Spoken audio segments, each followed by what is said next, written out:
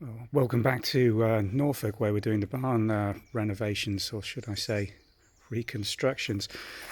Conversions is the polite term for it, but at this stage you really start realising exactly how much these places have got to be cut back to get them into some form of condition. And just look at the materials that have come out of the first floor and roof on this really quite small barn. This is going to be the one up, one down little conversion that we're doing on the edge of the main barn. I'll show you the roof area in a minute when I go upstairs, but just look at the state of the brickwork in the exterior walls here.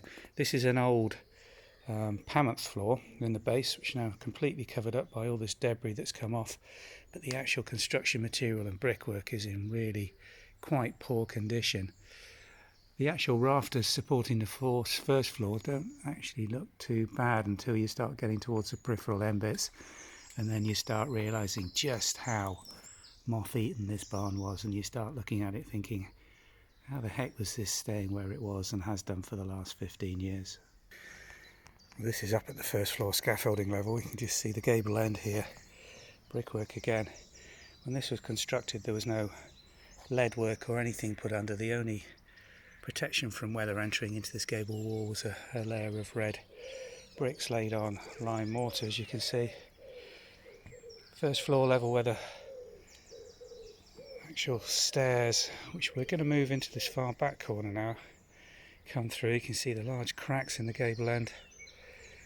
Seem to be standing up okay, but this wall, particularly in the far corner where it abuts onto the other barn, is looking really quite precarious. And those supporting beams, it's quite strange. There's a bit of steel in there, and this sort of structure which isn't supported at all. I don't know whether you can make that out.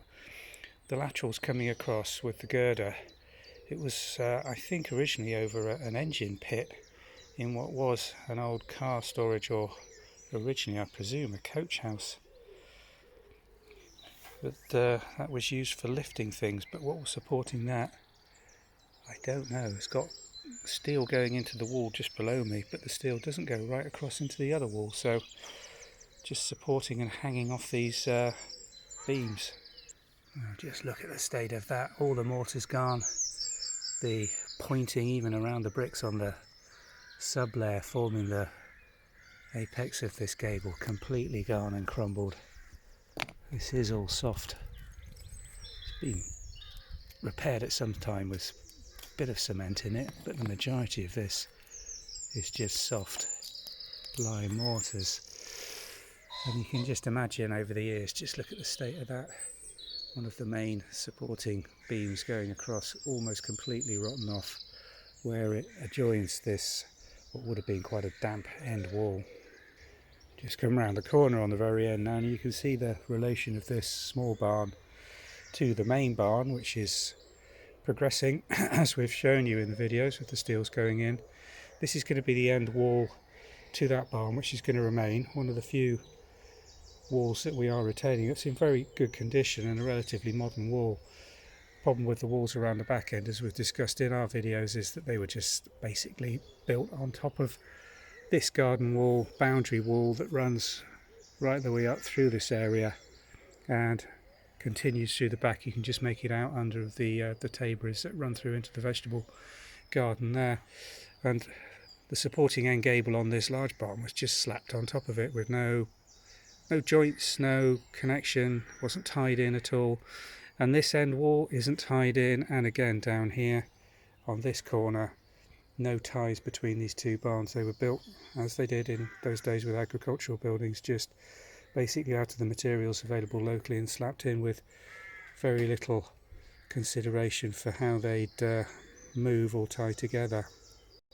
Well, I suppose one positive way of looking at this is, without the roof structure now, there's very little weight and outward force on these walls pushing them apart, but with the cracking, as you can see under that window on the gable end, do have some concerns now with them taking down this first floor level as to just how stable the remaining structure is going to be, particularly this end gable wall, which tends to be, I think, the most fragile.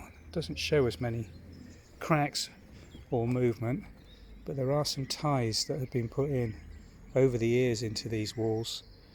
Now, you know, it's at its maximum weakness, if you like, and if it's going to move at all or cause us any more problems, then this is the time it's going to do it. So we'll talk to the building team, see what their plans are, and hopefully get this all cleaned out and all the materials away from site, ready to start putting some support and structure back into this building.